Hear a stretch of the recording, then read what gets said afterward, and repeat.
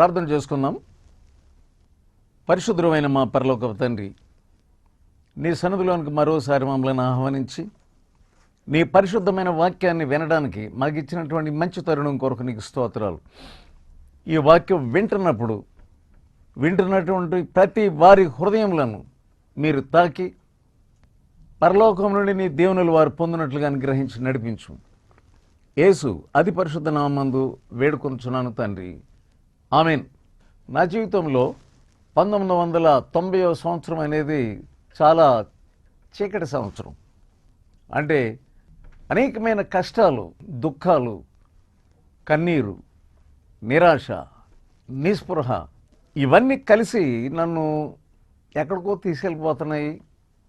నేనేమైపోతాను, చివరికి నా పరిస్థితి ఏంటో అని అనుకుంటున్నాను. అప్పటికి నేను సేవలో 13 సంవత్సరముల అనుభవం కలిగినటువంటి వాడు. విద్యార్థుల మధ్య, కుటుంబస్తుల మధ్య, చుట్టూ ఉన్నటువంటి ప్రాంతంలోకి వెళ్ళి కొంతమందికి నేను సహాయం చేసి ఆత్మలను రక్షించేటటువంటి అనుభవం కలిగిన వాడిని. ఆ తర్వాత 13 సంవత్సరములు నేను ఉద్యోగం రిజైన్ చేసి సేవ ప్రారంభించి బహు కష్టమైనటువంటి కఠినమైనటువంటి పరిస్థితులలో 13 స్థలములలో నేను సేవను ప్రారంభించి కొనసాగిస్తున్నటువంటి ఆ దినాల్లో అకస్మాత్తుగా నేను ఏ ఆర్గనైజేషన్లో నేను సేవ చేస్తున్నాను, వారు అకస్మాత్తుగా నన్ను ఏమన్నారంటే నేను పనిచేస్తున్నటువంటి ఆ స్థలాన్ని వదిలిపెట్టాలని నాకు ఆజ్ఞ ఇచ్చారు. మరి నేను వాళ్ళ కింద ఉన్నాను కనుక తప్పదు, ఆదిలాబాద్ వెళ్ళవలసి వచ్చింది. అక్కడ నేను సేవ ప్రారంభించాలి. నేను, నా భార్య, 2 యవనులైనటువంటి పిల్లలు. ఎలా ఉన్నదంటే నడి రోడ్డు మీద ఫ్యామిలీతో నిలబడవలసి వచ్చిన పరిస్థితి వచ్చింది. ఎందుకంటే నేను ఉన్న పరిస్థితులలో ప్రతిదీ అక్కడ వదిలిపెట్టమని ఆజ్ఞ అయింది. మరి అక్కడ కొత్త స్థలానికి వెళ్ళాలి. మరి అక్కడ నేను ఎప్పుడు ఆత్మను సంపాదించాలి, చేయవలసినటువంటి పరిస్థితి, సేవ ఏమిటి? సరే, అక్కడికి వెళ్ళిన తర్వాత చాలా భయంకరమైన పరిస్థితిలోకి దిగజారిపోయింది. నాకు ఇక్కడ సేవ పోయింది, మరి అక్కడ సేవ లేదు. ఈ కటిక సమస్యలో ఏం చేయాలి? అక్కడికి వెళ్ళిన తర్వాత మరి ఒక వ్యక్తిని రక్షించడానికి దేవుడు నాకు సహాయం చేశాడు. అతడి పేరు దాస్, ఫైర్మెన్. ఆ ఫైర్ స్టేషన్లోకి వెళ్ళి రోజు అతనితో మాట్లాడి రక్షణ గురించి చెప్పాను. అతడు రక్షణ పొందాడు. పరిస్థితి ఏంటి, నా కుటుంబం ఎలా నడుస్తుంది? ఆ సహోదరుడు ఏం చెప్పాడంటే, సార్ మీరు ఏమనుకోకుంటే ఒక అడ్వైస్, వాచ్ రిపేరింగ్ షాప్ దగ్గర మిమ్మల్ని తీసుకెళ్తాను. మరి అక్కడ మీరు వాచ్ రిపేరింగ్ నేర్చుకుంటే కొంతకాలానికి మీరు షాప్ పెట్టుకోవచ్చు. దాని ద్వారా వచ్చే ఆదాయంతో మీరు బ్రతుకుచు సేవ చేసుకోవచ్చు అన్నాడు. సరే, రేపు నుంచి రమ్మంటే నేను వెళ్ళాను. నేను బయట కూర్చోవాలి. ఒక స్టూల్ వేసాడు, ఒక పాత బట్ట చేతికి ఇచ్చాడు, అద్దాల ఈ తలుపులు మిగతాయన్నీ కూడా శుభ్రం చేయాలి. ఒక చీపురు ఇచ్చాడు, కింద క్లీనింగ్ చేయాలి. బయట స్టూల్ మీద కూర్చోవాలి. కస్టమర్స్ వస్తున్నప్పుడు లోపలికి రండి బయట అని చెప్పాలి. సరే, బాగానే ఉన్నది. రోజుకి 2 సార్లు ఛాయ్ తీసుకొని రావాలి. ఛాయ్ తీసుకొస్తా ఉన్నాను. నువ్వు ఒక ఛాయ్ తాగు, నాకు ఒక ఛాయ్ తీసుకురా అంటున్నాడు అతడు. సరే, ఇది వచ్చినప్పుడల్లా కస్టమర్స్ని తీసుకురావాలి, కానీ వాచ్ని నేను చూడడం ఎలా రిపేరింగ్ చేస్తారనేది అతడు ఏమాత్రం కూడా అలౌ చేయట్లేదు. ఒక వారం అయిన తర్వాత నాకు అనిపించింది, వారం మధ్య ప్రార్థన నాకు లేదు, సాటర్డే నాకు ఫాస్టింగ్ ప్రేయర్ లేదు.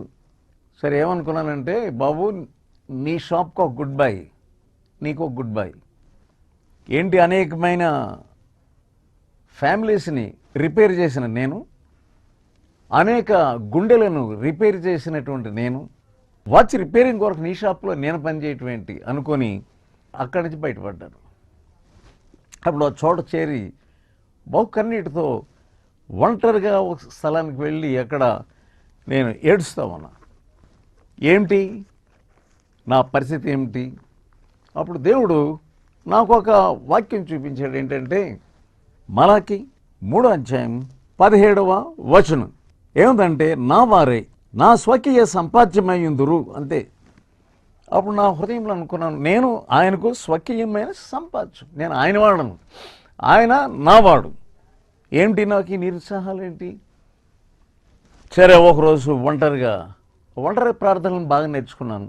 అరణ్యాలకు వెళ్ళి మధ్యరాత్రిలో నేను ఒంటరిగా ప్రార్థన చేసుకుంటా ఉన్నాను. ఒక మధ్యరాత్రి వేళ మేఘాలను చూసుకుంటూ, ఆకాశాన్ని చూసుకుంటూ, నక్షత్రాలను చూసుకుంటూ నేను ప్రార్థన చేసుకుంటూ ధ్యానం చేసుకుంటూ ఉన్నప్పుడు అకస్మాత్తుగా నాకు దేవుడు ఏం చూపిస్తున్నాడంటే, ఒక పెద్ద గ్లోబ్, ఆ గ్లోబ్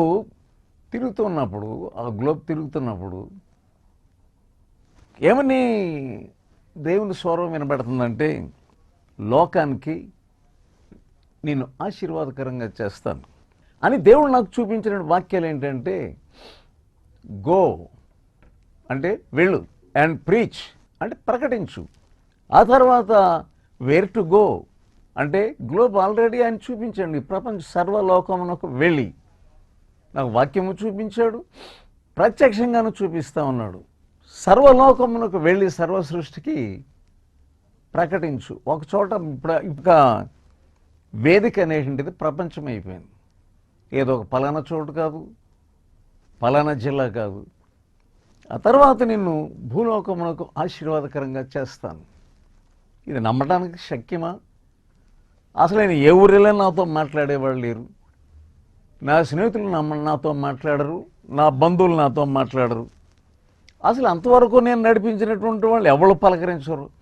ఎందుకంటే ఆ రీతిగా ఆ ఆర్గనైజేషన్ వాళ్ళు ఏర్పాటు చేశారు. ముఖర్జీతో ఎవరు మాట్లాడకూడదు అది. సరే, నేను కన్నీటితోనే ఉన్నాను, ఎవరికీ నేను తెలియపరచడానికి కూడా వీల్లేదు, నన్ను నమ్మరు కూడాను. ఇక్కడ చూస్తే ఇది ఇలా కనబడుతుంది. అదైపోయిన తర్వాత వెనకాల పోలీస్ జీప్ ఆగింది. వాళ్ళు ఏమంటున్నారంటే, ఏంటి ఇక్కడ నువ్వు చేసేది? నేను టార్చ్ లైట్లో బైబిల్ చదువుకుంటున్నాను. అదే అసలు ఆదిలాబాద్ నక్సలైట్లు ఉన్న ఏరియా. నన్ను వెంటనే జీప్ ఎక్కమన్నారు. లేదు, నేను చేస్తున్న పని ఏంటో మీరు చూడండి, నేను బైబిల్ చూపించాను. ఒక్క మాట నువ్వు మాట్లాడకూడదు, ఫస్ట్ జీప్ ఎక్కాలి. అంటే నేనేం చెప్పానంటే, నేను ప్రార్థన చేసుకుంటున్నాను, ఈ టార్చ్ లైట్లో బైబిల్ చదువుకుంటున్నాను, కొన్ని మాటలు మాట్లాడిన తర్వాత ఏమన్నారు, ఒక్క సెకండ్ ఇక్కడ ఉండటానికి వెళ్ళలేదు, వెళ్ళిపో. నేను వెళ్ళిపోయాను. దేంతో వెళ్ళానంటే, దేవుడు చూపించినటువంటి చిత్రం, భూగోళాన్ని హృదయంలో పెట్టుకొని వెళ్ళిపోయానంతే. ఆయన చెప్పిన ఆయన మాటలను నేను తీసుకొని ఇంటికి వెళ్ళిపోయాను. ఆయన ఎలా వాడుకోపోతున్నాడు నన్ను? ఒకరు కూడా నాతో మాట్లాడరు, ఎవరు కూడా ఒకవేళ నేను సెకండ్ ఇవ్వడానికి నేను ప్రయత్నం చేస్తుంటే వాళ్ళు ఎవరు కూడా నా సెకండ్ తీసుకుంటలేదు, వాళ్ళు చెయ్యానికి తీసుకుంటున్నారు. ఇటువంటి దుర్భర పరిస్థితుల్లో ఏంటి ఈయన మాట్లాడకున్నాయి అనుకున్నాను. కానీ అక్కడ నుండి దేవుడు ఈ అతీతమైనటువంటి కష్టములలో నన్ను కాల్చాడు బాగా. అంతవరకు నాలో ఉన్నటువంటి మస్టు తగరము అంతా కాలేటట్లుగా చేశాడు. ఈ కష్టాలన్నీ నన్ను ఎక్కడ తీసుకెళ్ళిపోతాను అనుకున్నాను, కానీ చివరికి తీసుకెళ్తే ఇవన్నీ నన్ను ఆశీర్వాదాల్లోకి తీసుకుని వెళ్తాను అనే గ్రహింపు నాకు అనుగ్రహించాడు. యేసు ప్రభు గురించి బాప్తిస్మిచ్చే యోహాను ఆయన ఏం చెప్పాడంటే, మత్తయి 3:11 నేను మీకు నీళ్ళలో బాప్తిస్మం ఇస్తున్నాను, నా వెనక వచ్చేవాడు నాకంటే శక్తివంతుడు, ఆయన మిమ్మలను అగ్నితోనూ ఆత్మతోనూ మీకు బాప్తిస్మం ఇస్తాడు. ఆ వాక్యాన్ని నేను నమ్మాను. ప్రభువా, నీవు నన్ను కాలుస్తున్నావు, నీకు వందనాలు. బైబిల్ గ్రంథంలో ఒక స్త్రీని మనం చూస్తున్నాం. ఆమె వ్యభిచారంతో పట్టబడింది. అకస్మాత్తుగా ఆమెను పట్టుకున్నారు, ఆమెను ఈడ్చుకెళ్తా ఉన్నారు, నెట్టుకుంటూ వెళ్తూ ఉన్నారు. ఏమాత్రం కూడా ఆమె నోరు ఎత్తే పరిస్థితిలో లేదు. ఎన్ని దండాలు పెట్టినా కానీ ఆమె యొక్క గోడు వినేటటువంటి వారు ఎవరు లేరు. లాక్కొని వెళ్తున్నారు. ఆమె ఏడుస్తోంది, కన్నీరు గారుస్తూ ఉంది. ఎవరు ఆమె యొక్క గోడు వింటారు? లాక్కొని ఆమె ఎక్కడ తీసుకుని వెళ్తున్నారంటే నెట్టుకుంటూ యేసు ప్రభు దగ్గర తీసుకెళ్తూ ఉన్నారు. ఏమంటున్నారు వాళ్ళందరూ? యేసు ప్రభు దగ్గరకు వచ్చి యోహాను సువార్త 8వ అధ్యాయం 5వ వచనం. ధర్మశాస్త్రంలో ఏముందంటే వ్యభిచారం చేస్తున్నటువంటి వారిని రాళ్లతో రువ్వి చంపాలని ఉంది. గనుక నీవేం చెప్తున్నావు ఇప్పుడు? 5వ వచనంలో ఏమంటున్నారంటే ఆయనను నీవు ఏమి చెప్పుచున్నావని ఆయన అడిగారు. అంతే. ఎందుకు అడుగుతున్నారు? 6వ వచనంలో ఆయన మీద నేరం మోపవలనని ఆయనను శోధించుచు ఎలాగూ అడిగారు. ఎన్ని కష్టాలు, ఎంత కన్నీరు, ఎంత దొమ్మి, ఎంత అల్లరి, ఇదంతా కూడా ఆమెను ఎక్కడ తీసుకుని వెళ్తా ఉందంటే యేసు ప్రభు దగ్గరికి తీసుకుని వెళ్తా ఉంది. సోదరుడా, ఈ సమయంలో, ఈ వాక్యం వింటున్న సమయంలో నువ్వు అనేకమైన కష్టాలతో ఉండవచ్చు, కన్నీటితో ఉండవచ్చు, చీకటి ఘడియల్లో ఉండవచ్చు, ఏమీ దారి తెన్ను తెలియనటువంటి పరిస్థితుల్లో నీవు నిందలతో నింపబడి ఉండవచ్చు. కానీ అవి నేను ఎక్కడ తీసుకెళ్తున్నాయంటే యేసయ్య దగ్గర తీసుకెళ్తాను. ఈ సమయంలో మోకరించినట్లయితే నీకు అర్థమవుతుంది ఉన్నతమైనటువంటి ఒక స్థానాన్ని నీకు ఇవ్వాలని. నువ్వు యవనస్తుడు అయితే అనేకమైన కష్టాలు నువ్వు ఉంటే వాక్యాల దగ్గరికి రా. విలాప వాక్యంలో ఏముందంటే యవన కాలమున కాడి మోయిట నరునికి మేలు. 3వ అధ్యాయం చూసుకోండి. అతడు ఒంటరిగా కూర్చోండి యెహోవా ఇచ్చేటటువంటి రక్షణ కొరకు ఓపికతో కనిపెట్టాలట. ఇంకేముందంటే అతడు నిందలతో నింపబడవలెను. నీకు నిందలొద్దంటావు, ఏమాత్రం కూడా ఎవరు నన్ను ఏమనకూడదంటావు. నీ తల్లిదండ్రులు నిన్నేమనకూడదు, నీ భార్య నిన్నేమనకూడదు, నీ చుట్టూన్న వారు ఏమనుకోకూడదు. ఏదో ఒక మైండ్ సెట్ అయిపోయింది అలా నీకు. దీని నుండి నువ్వు బయటికి రావడానికి ఆయన ఎన్ని ఏర్పాట్లు చేసినా ఒప్పుకోవట్లేదు. యేసు ప్రభు గురించి ఏం చూస్తున్నాం మనం? ఆయన ముఖాన్ని చెక్కుబుక్కరాతి వలె చేసుకున్నాడు, నిందలతో నింపబడ్డాడు. నీవు దేవునిలో ఎదగాలని, దేవుని ద్వారా సంప్రదించబడి ఆయన ఇచ్చే ఆశీర్వాదాలు పొందాలని అనుకుంటున్నావు. కానీ నీవు సంప్రాప్తించేటటువంటి ప్రతి కష్టము ఎక్కడ తీసుకెళ్తుంది? చీకటిలో లోయలోనికి నిన్ను త్రోసేస్తుందని అనుకుంటున్నావు. నువ్వు తీసుకునేది టేక్ ఎవ్రీథింగ్ పాజిటివ్లీ. ప్రతిదీ కూడా ప్రయోజనకరమైన రీతిగా నువ్వు తీసుకో. ఈ సమయంలో దేవుడు నిన్ను ఒక ఏర్పాటులోనికి తీసుకెళ్తున్నాడు. ఆయనతో సహవాసంలోనికి నేను నెట్టుకుంటూ ఈ కష్టాలన్నీ కూడా ఆయన వైపు నేను తీసుకుని వెళ్తున్నాయి అని నీవు తలంచాలి. ఇక్కడ యోహాను సువార్త 8వ అధ్యాయంలో 6వ వచనం ఏం చూస్తే, అయితే యేసు వంగి నేల మీద వ్రేలుతో ఏమో వ్రాయిచుండెను. ఆయన ఏం మాట్లాడలేదు. ఏం చేయాలని అని అడిగారు, కానీ ఆయన ఏదో రాస్తా ఉన్నాడు. ఎవరికి వాళ్ళే వచ్చి ఏం రాస్తున్నారని చూస్తున్నారు, కానీ ఆ చదవగానే వాళ్ళు కిక్కురమనడం లేదు. ఆయన ఏమంటున్నాడు చూడండి. 7వ వచనములో వారు ఆయనను పట్టు వదలక అడుగుచుండగా ఆయన తల ఎత్తి చూచి, మీలో పాపము లేనివాడు మొట్టమొదట ఆమె మీద రాయి వేయవచ్చును అని వారితో చెప్పాడు. వాళ్ళ మాటలు అయిపోయినాయి. ఏం పట్టబడింది అన్నారు, ఇక్కడ నేరాలు వేశారు. ఇప్పుడు ఆయన ఏం చెప్తున్నాడో చూడండి. మొట్టమొదట మీలో పాపం లేనివాడు రాయి వేయచ్చు. ప్రతి మనుషుడు పాపం చేసిన వాడే. నీతిమంతుడు ఒక్కడునూ లేడు, పాపం లేనివాడు ఎవడనూ లేడు. చాలా వింతైన వాతావరణం. సరే, వీళ్ళందరూ చూస్తున్నప్పుడు ఆయన వ్రేలు, దేవుని కుమారుని యొక్క వ్రేలు రాస్తూ ఉంది. నేను అనుకుంటున్నాను వాళ్ళ పాపాలు రాస్తున్నాడు ఆయన. నీవు ఏ టైంలో ఏం చేసావు అనేది వాళ్ళకి కనబడుతుంది. వాళ్ళు ఎందుకు మాట్లాడరు? ఇప్పుడు పాపాలు ఆయన అక్కడ చూపిస్తున్నాడు వంగి, కానీ ఏమి మాట్లాడలేకపోతా ఉన్నారు. సోదరుడా, ఆయన సన్నిధి నీ పాపాలు చూపిస్తుంది. ఆయన నీతో ఏం మాట్లాడుతున్నాడు గమనించు. ఈ సమయంలో నీవు ఈ వాక్యం వింటున్నప్పుడు దేవుడు నీతో ఏం మాట్లాడుతున్నాడు అనే సంగతి ఆమె వ్యభిచారి వ్యభిచారి వ్యభిచారి అని కరెక్టే. ఎవడన్నా దొంగతనంలో పట్టుబట్టాడు అనుకోండి, ఎవరినో పట్టుకొని దొంగ దొంగ దొంగ అన్నామంటే అందరూ పట్టేస్తారు అతను. అరే నిజంగా దొంగతనం చేశాడా లేదో తెలియదు, దొంగ దొంగ 10 మంది అంటే సరిపోతుంది. ఆయన ఊరిని బాధేయటం చూసుకుంటారు కానీ అడిగ తలదించుకొని తల పగిలిపోయినా మాట్లాడడానికి వెళ్ళలేదు. 10 మంది వచ్చి బాధేస్తుంటే, అరే నువ్వు ఎప్పుడు దొంగతనం చేయలేదా? మరి దొంగని ఎప్పుడైతే ముద్ర వేయబడిందో కొట్టేయటమే చూస్తున్నావు కానీ నేను ఎప్పుడు దొంగతనం చేయలేదా? సోదరుడు ఎప్పుడు దొంగతనం చేయలేదా? సరే దొంగే, నీవు ఎన్నిసార్లు మీ నాన్నగారి జోబులో దొంగతనం చేసి ఉంటావు? అసలు పరీక్షలలో నువ్వు కాపీ చేసి దొంగ మార్కులు వేసుకొని నువ్వు పరీక్షలు పాస్ అయి ఉంటావు. నువ్వు గవర్నమెంట్ని మోసం చేస్తున్నావు, నువ్వు లంచాలు తీసుకునేటువంటి వాడు. నువ్వేం చేస్తున్నావు? ప్రభుత్వాన్ని మోసం చేస్తున్నావు, దేవుని మోసం చేస్తున్నావు. దొంగతనం నీలో లేవని దొంగని అన్నారని బాధేస్తావు నువ్వు ఎప్పుడు నీ పాపాన్ని చూసుకోవే. చాలామంది వారి పాపాలు వారు చూసుకోరు. ఒక ఆమె అద్దాల కిటికీలో నుంచి అవతల ఆమెను చూస్తుందంట. వీధి అవతల ఆమెను చూస్తుంది, ఆ ఇంట్లో ఉన్నామని.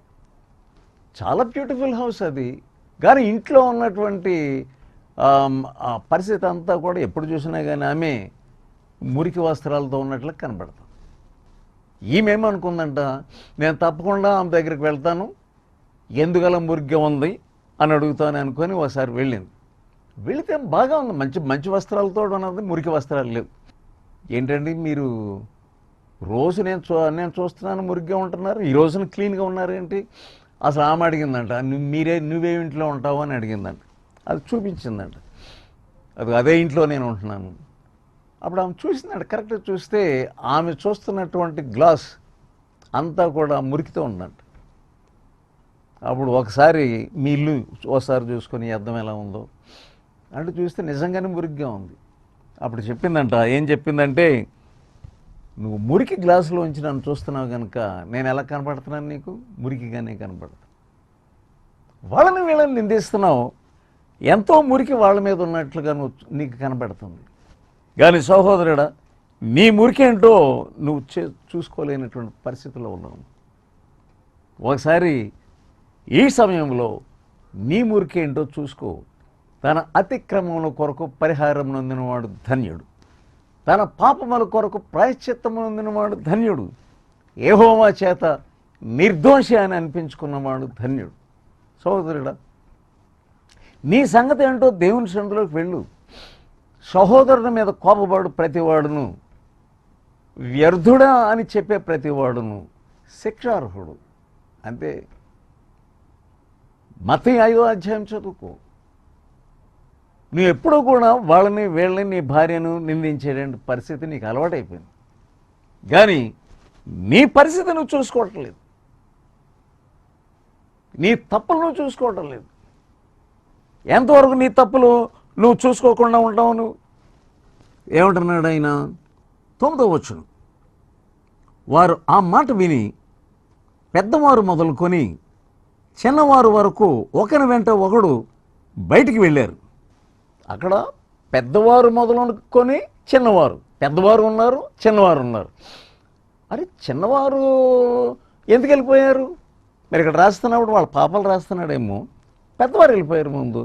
చిన్నవాళ్ళ పాపాలు చూస్తే అక్కడ వాళ్ళ పాపాలు కూడా కనపడుతున్నాయేమో. వాక్యం ఏముందంటే, దావీదేం పశ్చాత్తాపడుతున్నాడంటే, నా బాల్యకాల పాపములను జ్ఞాపకం చేసుకోక. చిన్నవాళ్ళు ఏం పాపం చేస్తారు అని అనుకుంటున్నాను. లోతు దగ్గరికి దేవదూతలు వెళ్ళినప్పుడు ఆ ఊరు వాళ్ళందరూ కూడా చుట్టేశారంట. దేవదూతలు వచ్చారు అంటే ఏంటి, ఈ దేవదూతలతో పాపం చేయాలనిపిస్తుందంట వాళ్ళకి. బయటికి రమ్మంటున్నారు. వాళ్ళు ఎవరున్నారంటే చుట్టూ వాళ్ళలో పెద్దవాళ్ళు ఉన్నారు, చిన్నవాళ్ళు ఉన్నారు. అరే బాలుడు సైతం వచ్చి మేము వారిని కూడినట్లు వాళ్ళు బయట తీసిరమ్మంటున్నారు. వాళ్ళు దేవదూతలు అయినప్పటికీ వీళ్ళు భయంకరమైనటువంటి పరిస్థితిలో ఉన్నారు. ఈ దినాల్లో బాలురు వీళ్ళు చిన్న చిన్నవాళ్ళు వీళ్ళు ఏం పాపం చేయట్లేదు అనుకుంటున్నాను. నువ్వు తల్లి తండ్రిగా నువ్వేం చేస్తున్నావు అంటే నువ్వు బయటికి వెళ్ళి ఉద్యోగం చేసుకుంటున్నారు మీరు, కానీ మీ పిల్లలు ఏం చేస్తున్నారో నీకు అర్థం కావడం లేదు. చాలామంది ఏదో పని మీద వెళ్ళిపోతున్నారు, పిల్లల్ని ఇంట్లో వదిలిపెట్టేస్తూ ఉన్నారు. అసలు వాళ్ళకి ఏ విధమైనటువంటి తారతమ్యం వాయవరసలు లేని పరిస్థితులు అయిపోతున్న సంగతి నీకు తెలియకుండా గురివాడిగా ఉంటున్నావు. బాలుడి సైతం అన్నీ ఫేస్బుక్లు పెద్ద పెద్ద వాళ్ళకే కాదు, ఈ బాలుడి చిన్న చిన్న వాళ్ళకి కూడా ఈ ఫేస్బుక్లు అలవాటు అయిపోయింది. ఎంత దుర్భరం! అన్ని రకములైనటువంటి బొమ్మలు నువ్వు ఈ సెల్లో చూసుకుంటూ అసలు ఈ బాలురు ఏం చేస్తున్నారో నువ్వు తెలియనటువంటి పరిస్థితిలో ఉంటున్నావు. నీ బాలికలు ఏం చేస్తున్నారో తెలియని పరిస్థితిలో ఉంటున్నావు. బాలురు పెద్దవాళ్ళు వీళ్ళందరూ కలిసి వ్యభిచార స్త్రీని లాక్కొని వచ్చి దాంట్లో ఉన్నారట. ఆ సమూహంలో పిల్లలు కూడా మాయమైపోవాల్సి వచ్చింది, అక్కడ నిలవలేకపోయారు. సోదరుడు, బీ కేర్ఫుల్. మన ఇంట్లో ఏం జరుగుతుందో తెలియనటువంటి గుడ్డివాడుగా ఉన్నావు నువ్వు. ఆయన ఏమంటున్నాడంటే 9వ వచనంలో ఆయన ఒక్కడ అలా మిగిలిపోయాడు, ఆ తర్వాత ఆమె మిగిలిపోయింది.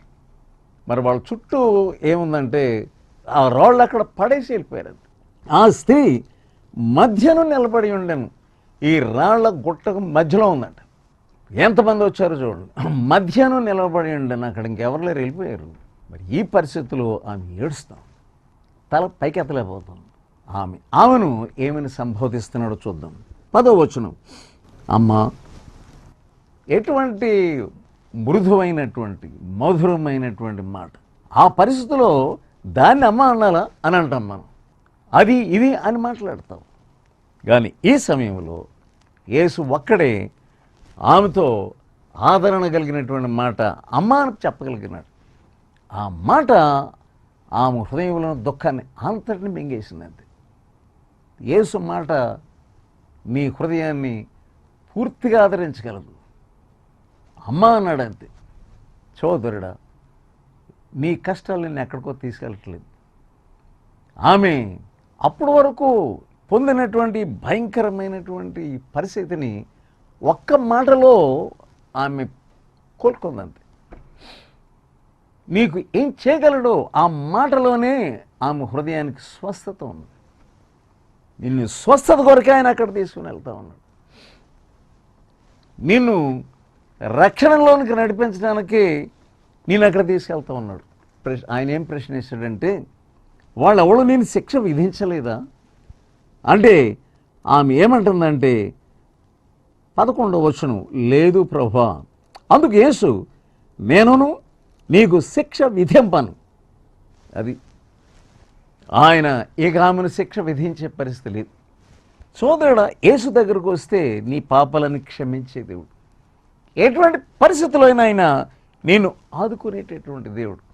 నీ పాపాలు ఆయన దగ్గర ఒప్పుకో. ప్రకటన 21:8 పిరికివారు, అబద్ధికులు, నరహంతకులు, వ్యభిచారులు వీరు అందరూ కూడా అగ్ని గంధకములతో మండు గుండంలో పాలు పొందుతారు. కానీ యేసు దగ్గరికి వెళ్ళు, నువ్వే పాపంలో ఉన్నా కానీ నేను నీకు శిక్ష విధించను అంటున్నాడు. వీళ్ళందరూ శిక్ష విధించమంటున్నారు. నువ్వేం చేస్తావో, నువ్వు ఏమంటున్నావు ఇప్పుడని అంటున్నారు. కానీ అక్కడ ఉన్న వాళ్ళందరూ కూడా నువ్వు యేసు దగ్గరికి పశ్చాత్తాపంతో రా. నీ కష్టాలన్నీ కూడా ఓ గొప్ప వెలుగులోనికి నేను తీసుకెళ్ళటానికే వచ్చినాయని నమ్ము. నేను అంతే. ఈ రోజున అనేక రాష్ట్రములలో ఈ టీవీ సేవ ద్వారా వాక్యం విని ఎంతోమంది ఫోన్లు చేస్తున్నారు. ఒక ఆయన స్పెయిన్లో వాక్యం విన్నాడు. ఈయన దగ్గరే నేను బాప్తిసం తీసుకున్నామని అతను శపథం చేసుకొని వచ్చాడు. ఇక్కడికి ఇండియా వచ్చాడు. నేను ఎక్కడున్నాను కనుక్కున్నాడు. అక్కడికి వచ్చి ఆ మారుమూల గ్రామంలో బాప్తిసం తీసుకున్నాడు. అప్పుడు దేవుడు నాతో మాట్లాడిన మాటలు జ్ఞాపకం వచ్చినాయి. ఏంటంటే, సర్వలోకమునకు ఆశీర్వాదకరంగా నేను వాడుకుంటాను. ఒక సహోదరుడు ఈ వాక్యమని తగ్గించుకొని పశ్చాత్తాపడి వాళ్ళిద్దరూ కలిసి ఒక చోట, వారున్న చోట సేవను ప్రారంభించారు. మరి ఇలా ఎంతోమంది వాక్యం విన్నప్పుడు వాళ్ళు పశ్చాత్తాపడతారు. 119వ కీర్తన 71వ వచనం, నేను నీ కట్టడలను నేర్చుకున్నట్లు శ్రమనందు ఉండుట నాకు మేలాయను. నీకు మేలు. 67వ వచనం, శ్రమ కలగక మునుపు నేను త్రోవ విడిచితిని, ఇప్పుడు నీ వాక్యమును అనుసరించి నడుచుచున్నాను. దేవుని వాక్యమును అనుసరించి నడుచుకోవడానికే ఈ శ్రమలన్నీ కారణం. అందుకని ఏమంటున్నాడంటే, ఇక పాపం చేయొద్దు, అది ఇక నుంచి నువ్వు జాగ్రత్తగా ఉండు. ఆయన కట్టడలు నేర్చుకోవడానికి, ఆ కట్టడలకు విధేయత చూపించడానికి ఈ శ్రమలన్నీ కూడా కారణమైనవి.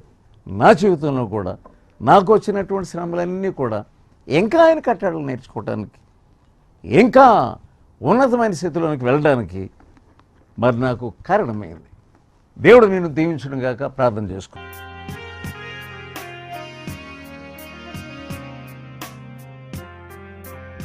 పరిశుద్ధమైన మా తండ్రి, ప్రేమగల నా ప్రభువా, వాక్యం విన్న ప్రతి ఒక్కొక్కరిని మీరు దర్శించి వారితో మాట్లాడి, ఈ కష్టాలని కూడా వారు పొందుతున్నటువంటి కష్టాలని కూడా వారికి మేలు కొరకే వస్తున్నాయని నమ్మగలటకును, నీ వాక్యంలో ఉన్నటువంటి ఆ గొప్ప ఉపశమనమును, శాంతిని, సమాధానాన్ని వారు పొందగలట కృప చూపించమని యేసు అతి పరిశుద్ధ నామమున వేడుకొనుచున్నాను తండ్రి. ఆమేన్. ఓపికతో ఫలించు అనే పుస్తకాన్ని చదివి అనేకులు మేలు పొందుచున్నారు. ఇది ప్రతి ఒక్కరూ తప్పక చదవలసిన పుస్తకం. ఈ పుస్తకాన్ని చదువుతున్నప్పుడే పరిశుద్ధాత్మ శక్తి బలంగా మీపై పనిచేస్తుంది. ఈ ఆధ్యాత్మిక పుస్తకము కొరకై వెంటనే మమ్మలను సంప్రదించండి. సమర్పణ పత్రిక. ఈ పత్రిక మిమ్మల్ని సూక్ష్మంగా పరిశీలించి దైవ వాక్యాన్ని అందించి మీ జీవితాల్లో విశ్వాసము యొక్క అవసరతను తెలియచేస్తుంది. ఈ పత్రిక చదివిన కొందరు రక్షణ పొందడమే కాక దైవ సేవలో కూడా పాల్పొందుతున్నారు. మరెన్నో ఆధ్యాత్మిక పుస్తకములు మీ కొరకు సిద్ధముగా ఉన్నవి.